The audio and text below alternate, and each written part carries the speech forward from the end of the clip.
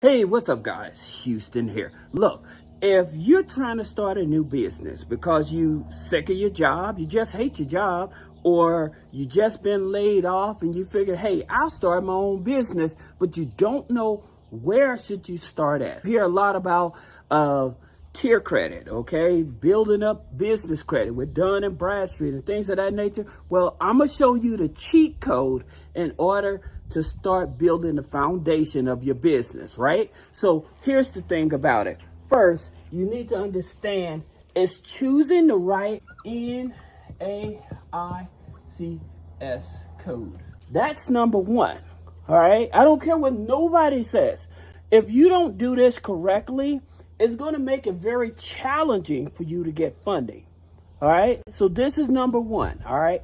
Now, in terms of most people figure, well, I'll go into real estate or I'll go on to car rental, right? So even like with Toro car rental, car rental is a high risk NAICS code, all right? Because a lot of banks, they're starting to lose cars and stuff like that because people starting to not make their payments. Real estate investment is a high risk NAICS code, okay? Now, that's just some of the basics. Or you probably figure, I'll start an ATM machine. Again, ATM machine, money laundering. All right. I'm just trying to give you some perspective in terms of where to start at in terms of your business. That's what we actually help you do with setting up your business. All right. That's number one. So choosing the right NAICS code, making sure that your business name doesn't have this word real estate, investing in it, the word investment, funding. So those are the things. Even like credit, this can be a slowdown for you. Now, you're talking about credit repair. You do not want to tell a bank you're doing credit repair. There's too many regulations, all right? Now, even if you're trying to do MLM, multi-level marketing, stay away from this, okay? If you're going to do it, you do not want to call your company a multi-level marketing. Again, it's going to make it challenging for you to get funding. Now, do I know of a couple lenders that will lend to MLMs? Because SBAs do not consider MLMs as a real business, okay? So some of you all may not be aware of that. But in places where to get funding for your MLM, I do know where to get that. Now, understanding the business name. Next one, talking about the people say, well, Houston, they say I can't get business funding unless I have a commercial address. That's not true. That's not true. The reason it's not true is because a lot of lenders don't understand how the demographics change. A lot of people are running their business from their home and everything. So can you have a virtual address? Yes, you can have a virtual address, but you can also use your home address, all right? Now, here's the thing about it. I want to explain to you about the virtual address, all right? With virtual address, say that somebody else used that same exact address prior to you, okay? Then they go get funding, go attempt to get funding. And you was the one that used this address, you got business credit cards and stuff, but you never paid those accounts off, all right? So what can end up happening, the business credit bureaus, when they're trying to locate, or the business credit, when they're trying to locate this here person they loan money to get their money back or whatever, and they see this here virtual address here, well, guess what? If you're using that address now, they tend to sometimes mix up your file, especially Dun & Bradstreet is notorious for this, all right? Unfortunately, they're notorious for putting your information with somebody else's just because the virtual address is the same. Now, also, it's a red flag for banks when you use a virtual address. Yes, you can use a virtual address, but at the same time, they're going to want you to have a real physical address as well, all right? Now, that being said, on the virtual address, now in terms of should you have a professional phone? Absolutely, absolutely. because you want to look as professional as possible. Now, some people may get a Google Voice phone and stuff like that, but at the same time, like I have a Google Voice phone, but I also have my corporate phone as well. All right. So on that application is my corporate phone. I do not use my Google Voice phone. All right. So that's the thing about it, making sure you have that corporate phone number. Now, here's another thing that you have to understand when it comes to trying to start up your business and getting funding and stuff. We're going to jump into it. And this is business bank accounts. Choosing the right business bank accounts. So what does that mean? Is that most people would probably go to a community bank, right? So they may even go to like PNC. They may go to a credit union or something like that. Now with PNC, because they report to the Small Business Financial Exchange, I love them. I'll use them. But here's the thing about it. They're not a tier 1. So with your main business bank account, you have to have a tier 1. The reason is because they report to more of the business credit bureaus. So your main business credit bureaus that you should be worried about is Equifax, Experian, Small Business Financial Exchange, and Dun and Bradstreet. As a matter of fact, Dun and Bradstreet aren't even playing relevant in this here when it comes to business funding. All right. So many of you are maybe worried about your Dun and Bradstreet file and stuff like that. I'm going to show you some net 30s to help you build a foundation. Now, again, I'm not a big proponent of net 30s, but at the same time, if you're new to business credit and you need to jumpstart your file the right way, I'm going to show you. Now, going back to these business bank accounts, my top business bank accounts when you want to start is you have Citi, you have Citibank, you have Chase, and you have Capital One. Those are my top 3. Now, some of you all be like, well, what about American Express? American Express is okay, all right? However, if you want the main business credit bureaus, these are going to be your top 3. You can have American Express. American Express, they will report to Small Business Financial Exchange, just like I mentioned about PNC Bank, all right? But it's best to have one of these, and then you add your second tier banks, in which we'll talk about that in another video, because there's a difference between building a foundation for business credit and building a foundation for business funding. Totally different, all right? Now, that being said, the next thing you want to do is consider making sure when you open up that business bank account, I would tell you also you need to set up payroll. All right. Now, a lot of people are, well, why do I need payroll if I'm just starting a new business? Look, here's the thing about it.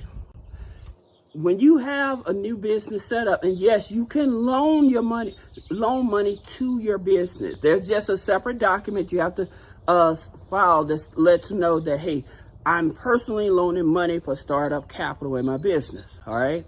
But having payroll is more documentation proof that, hey, this business is in existence. It is legitimate. So that way, if you're bringing in a little revenue, having that revenue paid through the business,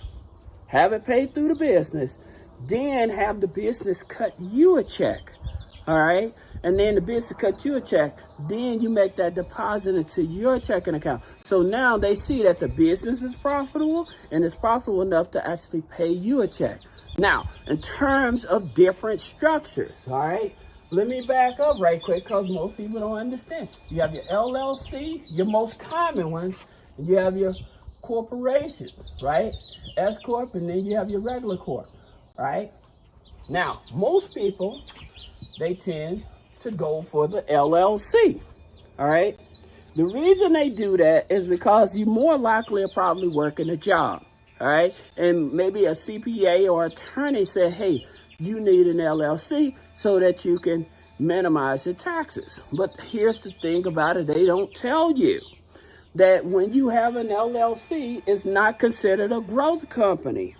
So being a one owner LLC what that ends up doing is that, yes, they will give you business funding, all right? However, because you're not looked at as a growth company, they're not going to give you what they would with a corporation. Now, some people say, well, what about a SelfCorp, S corporation? Well, with an S corporation at a certain level for its employees, they end up turning into a regular corporation anyway, right? So that's the thing about it, understanding this foundation. Now, that being said, here's another thing. Let's talk about these net 30s, all right? Is it necessary?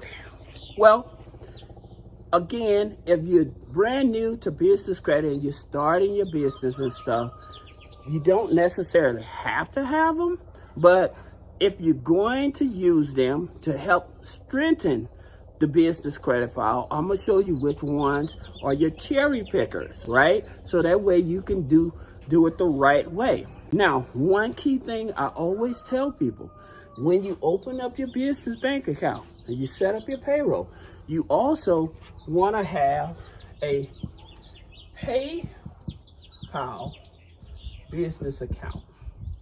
Now, some of you all be wondering, like, why would I want a PayPal business account? Well, here's the reason why. Any revenue that's coming into the business, it's better to invoice them through PayPal or through Square, okay? Or Stripe, all right? Why? Because what you can do with these three companies, having revenue going through these three companies, either of these three companies, then what ends up happening is that these companies, as you get enough revenue, then these companies will start loaning you capital without a credit check, okay? They'll start loaning you capital without a credit check as well, all right? So that's the reason that you want to have these. And then, like I said, you have these. Going back to the PayPal situation, having a PayPal, Stripe, or Square account set up, then transferring the money over to your business bank account, all right? That way you create a paper trail where you have multiple lenders that's willing to give you money without using your personal credit. That's the whole purpose of that, right? Now, talking about net 30s, what net 30s would you use in order to help strengthen your business credit file when you're starting your business out brand new? You have NAB, okay? So NAB Prime. Now it's two trade lines. So one is the NAB Prime charge card. It's a charge card. And then the NAB Subscription. And both of those are reporting on your business credit file. They're going to be reporting to Equifax and Experian. All right. Now, here's the thing about it. You have to at least, they'll start reporting after 30 days. But usually, sometimes it may take up to 90 days for you to start seeing it. All right. Just to be transparent. Now, this program that they're talking about is about $49 a month. Something like that. It's like $49 a month. All right. So the charge card, you would use it and pay it off, use it and pay it off. But at the same time, again, it's going to be building your business credit file. All right. Now, the next net 30 you're going to have is Fair Figure. Okay. Now, Fair Figure, they're similar to NAB. Okay. NAB Prime. All right. So the reason is because they will give you a business credit card. Okay. So their business credit cards go from $500 up to $500,000. Right. Now, they report to Experian, Equifax, Credit Safe, Fundex, TransUnion. Okay. So here's the thing about it. They will give you your Vantage Score just like NAB. All right. So they'll give you your Vantage Score, your personal Vantage Score, just like NAB on Experian and TransUnion. All right. And if you have a high enough Vantage Score, I made a separate video that actually explains what financial institutions you can go to for that to get business credit funding as well. And I'll make a follow-up video to this. Now, here's the thing about it. Since they are reporting to these here, that's going to help you build up your business credit. Now, the business credit card that they have, that they offer you, here's the requirements. You have to be in business for 90 days, all right? You have to be making anywhere from $2,000 and up revenue, all right? They're not looking at the personal credit, just like NAB. It has nothing to do with the personal credit. There's no upfront fees on it. You have your membership fees that they report to the business credit bureaus, all right? So again, and this is called a Fundex Score. So let me clarify that. This is their Fundex Score. They want you to have a Fundex Score of at least 30, okay? A 30 Fundex Score. This is where you start qualifying for their business credit card, okay? So that's your second one. Business t-shirts. They report to Experian, Equifax, Dun & Bradstreet, and Sonia, and I think it's Couture. The main business credit bureaus that you really want to focus on, again, is Experian, Equifax, Small Business Financial Exchange. So these here three are going to help you do that. Now, there's Summa Office Supplies, okay? Experian and Equifax. All right. So now with some of these here, again, like I think Summa Office Supplies, to my understanding, you may have to pay like an annual fee of $99. Now, here's the reason why people don't get results in terms of when they're trying to build up their business credit file. The reason most people don't get the results, because they're assuming one and done. A lot of companies used to do that, like with Granger, with Seedling, with Uline. They used to do the one and done reporting and stuff like that. They don't do that anymore. You have to either have a subscription, you have to be buying on multiple terms in order for to get them to report. All right, that's the reality of it. Then you also have eCredible. Again, Equifax, Experian. I think it's Credit Safe that they report to as well. And there's a couple others. I think it's DNB as well. All right. Now you have 1, 2, 3, 4, 5. You have 5 net 30s that you can start out with. And all of them, the reason I chose these is because they all report to Experian and Equifax. That's your key to the kingdom. When you're starting a foundation to build up business credit and you're trying to get business funding and stuff. Now, going back to the payroll, here's the thing about it with payroll. Like, the payroll that I advise is ADP.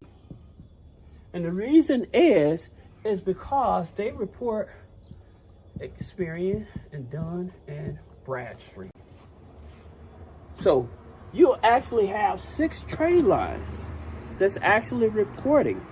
Now, here's a key that you also want to remember when it comes to net 30s and building business credit. One of the things I always tell people, make sure you're paying yourself weekly. Make sure when you open up your business bank account, you're making weekly or daily deposits. So you may start out with a side gig like, you may start out with a side gig doing like DoorDash, Uber Eats or something like that, and you get paid a daily. Again, with those daily pays or weekly pays, however you cash out, make sure that you have that business PayPal business bank account, transfer those transactions over to there, or if you have a Stripe or a Square, transfer those payments over to there, then transferring it over to the business bank account. I'm telling you, this is the foundation. If you follow this foundation, I promise you, you'll have one of the strongest foundations ever to help set you up for business credit funding. Now, the next video, we're going to talk about Tier 2 in reference to business credit funding. And there's one thing that I left out of here that is most important. It's more important than a Dun and Bradstreet, but we're going to talk about that in the Tier 2 video. So look out for that video. Thank you.